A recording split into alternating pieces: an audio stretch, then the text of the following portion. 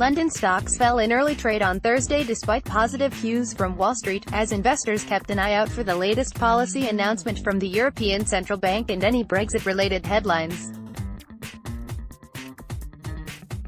At 08:35 GMT, the FTSE 100 was down 0.4% to 6,817.66, while the pound was off 0.2% against the dollar at 1.3046 and 0.1% firmer versus the euro at 1.1491, having hit 10-week highs the day before. The ECB is expected to keep monetary policy unchanged later, so attention will turn to President Mario Draghi's press conference. There is little doubt that Draghi will hit a dovish tone in the press conference as he highlights economic developments are weaker than expected with global risks still prominent, said London Capital Group analyst Jasper Lawler. Should the ECB reduce its inflation forecasts and Draghi focus his speech on weaker growth and increasing risks, investors will quickly push back hopes of a rate rise. The ECB rate announcement is at 12:45 GMT and the press conference is at 13:30 GMT. On home shores, sterling was being underpinned by news that the Labour Party is moving towards supporting a law that would delay Brexit and comments from senior figures in the French and German governments suggesting that they would be open to extending the deadline. Meanwhile, trade relations between the U.S. and China remained on investors' minds as the Chinese Commerce Ministry said that there would be in-depth talks between the two on economic and trade issues during Chinese Vice Premier Liu He's U.S. visit next week.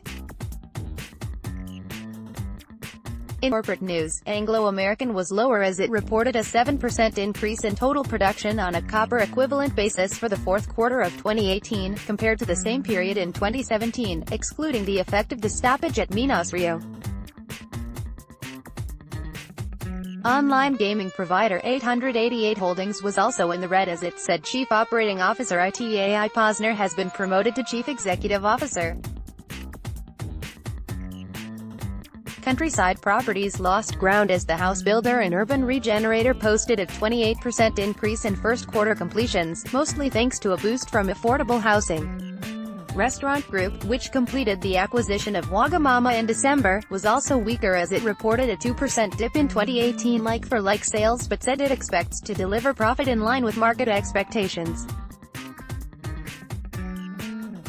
On the upside, equipment rental firm Ashtead was the standout gainer on the Top Flight Index following well-received earnings from U.S. rival United Rentals overnight. Wealth manager St. James's Place was in the green even as it said inflows slowed in the final months of the year as it saw challenging market conditions squeeze funds under management. Premier Oil gushed higher on the back of positive results from a well appraisal offshore Mexico. Just Eat rallied after an upgrade to overweight at JP Morgan, but Reckitt Benckiser was knocked lower by a downgrade to underperform at Jefferies and Crest Nicholson slumped after a downgrade to neutral from buy at Redburn.